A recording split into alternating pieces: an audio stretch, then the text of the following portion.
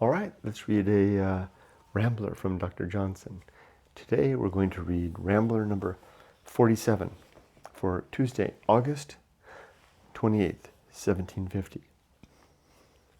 The title of which is The Proper Means of Regulating Sorrow. There we go. There's a long quote here.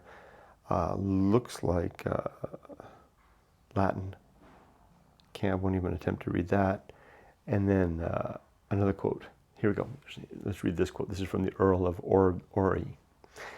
These proceedings have afforded me some comfort in my distress, notwithstanding which I am still dispirited and unhinged by the same motive of humanity that induced me to grant such indulgences. However, I by no means wish to become less susceptible to tenderness. I know these kind of misfortunes would be esteemed by other persons only as common losses, and from such sensations they would conceive themselves great and wise men. I shall not determine either their greatness or their wisdom, but I am certain they have no humanity. It is the part of a man to be affected with grief, to feel sorrow, at the same time that he is to resist it, and to admit of comfort. Here we go. When I read these, I always feel like I'm just trying to put Dr. Johnson in my frame of mind. Of the passions with which the mind of man is agitated, it may be observed that they naturally hasten towards their own extinction, by inciting and quickening the attainment of their objects. Thus, fear urges our flight, and desire animates our progress.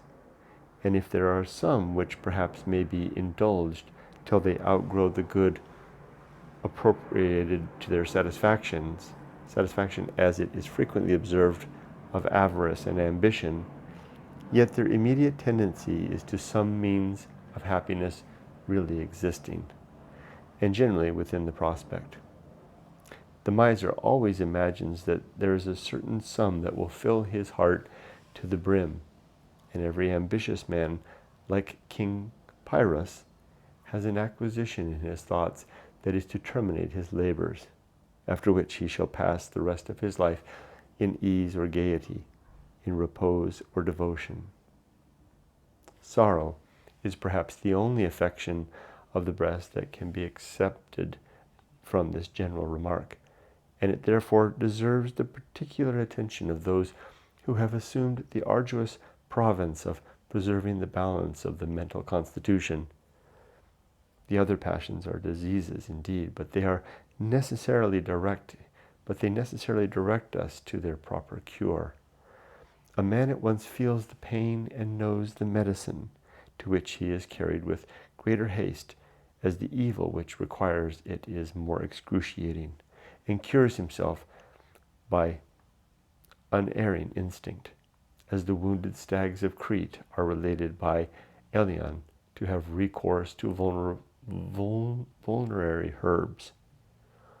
But for sorrow, there is no remedy provided by nature, and it is often occasioned by accidents irreparable, and dwells upon objects that have lost or changed their existence. It requires what it cannot hope, that the laws of the universe should be repealed, that the dead should return, or the past should be recalled. Sorrow is not that regret for negligence or error which may animate us to future care or activity, or that repentance of crimes for which, however irrevocable, our Creator has promised to accept. It is an atonement. The pain which arises from these causes has very salutary effects, and is every hour extenuating itself by the preparation of those miscarriages that produce it.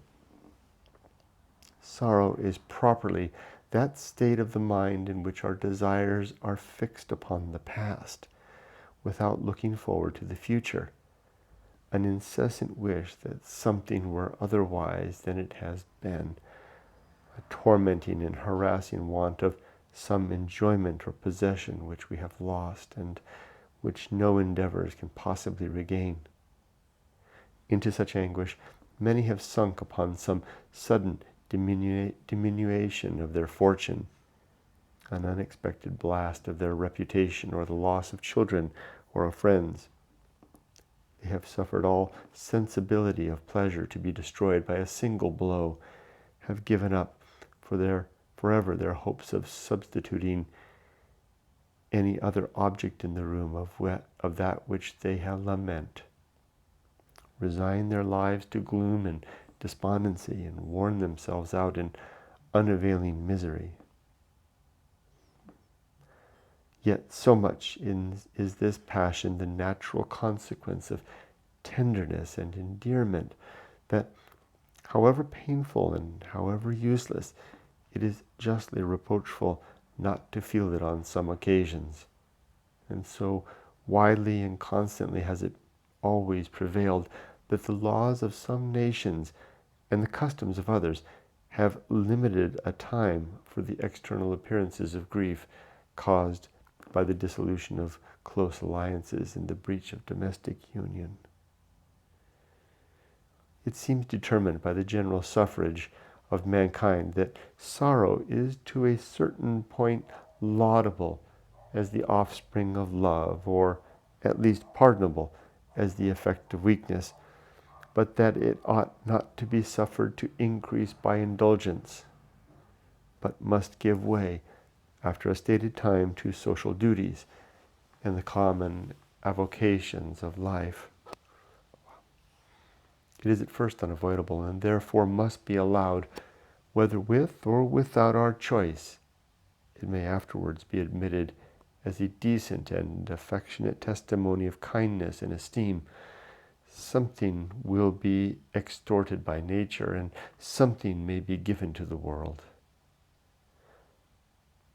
But all beyond the bursts of passion or the forms of solemnity is not only useless but culpable, for we have no right to sacrifice to the vain longings of affection that time which Providence allows us for the task of our station. Yet it too often happens that sorrow, thus lawfully entering, gains such a firm possession of the mind that it is not afterwards to be ejected. The mournful ideas, first violently impressed and afterwards willingly received, so much engross the attention as to predominate in every thought, to darken gaiety and perplex ratiocination. An habitual sadness seizes upon the soul, and the faculties are chained to a single object, which can never be contemplated but with hopeless uneasiness. From this state of dejection, it is very difficult to rise to cheerfulness and alacrity, and therefore many who have laid down rules of intellectual health think preservatives easier than remedies, and teach us not to treat ourselves with favorite enjoyments, not to indulge the luxury of fondness, but to keep our minds always suspended in such indifference that we may change the objects about us without emotion. An exact compliance with this rule might perhaps contribute to tranquility, but surely it would never produce happiness. He that regards none so much as to be afraid of losing them must live forever without the gentle pleasures of sympathy and confidence. He must feel no melting fondness, no warmth of benevolence, nor any of those honest joys which nature annexes to the power of pleasing. And as no man can justly claim more tenderness than he pays, he must forfeit his share in that offerous and watchful kindness which love only can dictate, and those lenient endearments by which love only can soften life. He may justly be overlooked and neglected by such as have more warmth in their heart, for who would be the friend of him whom, with whatever assiduity he may be courted, and with whatever services obliged, his principles will not suffer to make equal returns, and who, when you have exhausted all the instances of goodwill, can only be prevailed on not to be an enemy. An attempt to preserve life in a state of neutrality and indifference is unreasonable and vain. If by excluding joy we could shut out grief, the scheme would deserve very serious attention. But since, however, we may debar ourselves from happiness, misery will find its way at many inlets, and the assaults of pain will force our regard. Though we may withhold it from the invitations of pleasure, we may surely endeavor to raise life above the middle point of apathy at one time, since it will necessarily sink below it at another.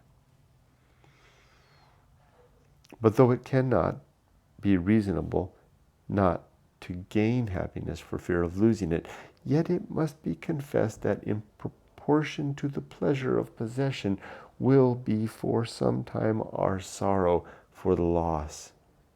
It is therefore the province of the moralist to inquire whether such pains may not quickly give way to mitigation. Some have thought that the most certain way to clear the heart from its embarrassment is to drag it by force into scenes of merriment. Others imagine that such a transition is too violent and recommend rather to soothe it into tranquility by making it acquainted with miseries more dreadful and afflictive, and diverting to the calamities of others the regard which we are inclined to fix too closely upon our own misfortunes. It may be doubted whether either of those remedies will be sufficiently powerful.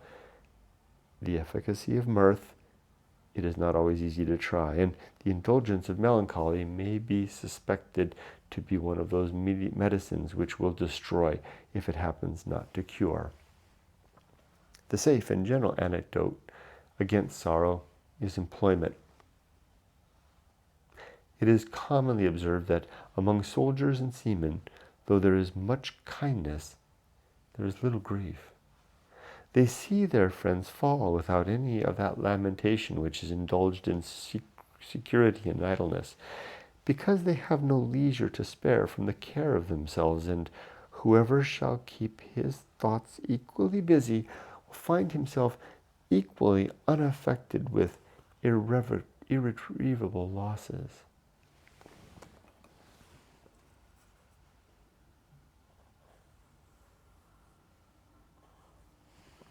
Time is observed generally to wear out sorrow.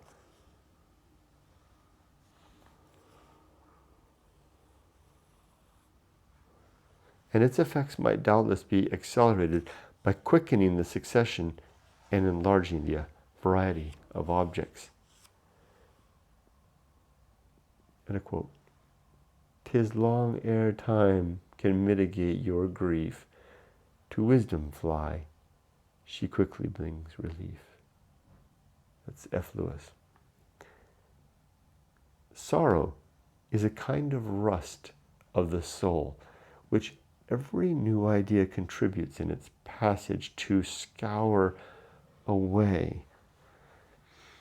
It is the putrefaction of stagnant life and is remedied by exercise and motion.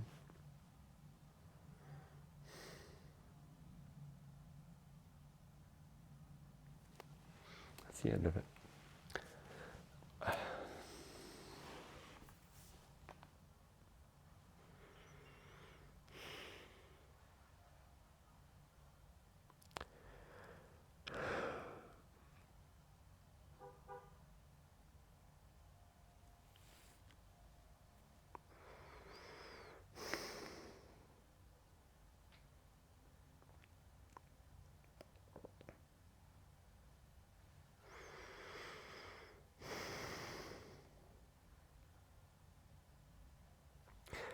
Damn, this is the second time in as many weeks that I've been rendered speechless by writing. About 2 weeks ago, this same thing happened when I was reading a poem by Keats. I couldn't talk afterwards. was so moved. This one did it too. Gosh, that's some heavy wisdom.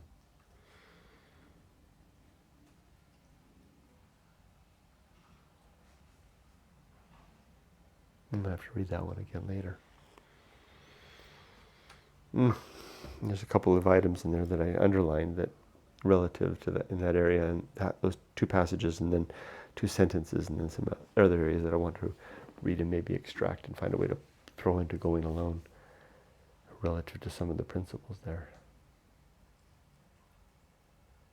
Man, Dr. Johnson went into an area of well-being, the maintenance of well-being, that I had never even considered.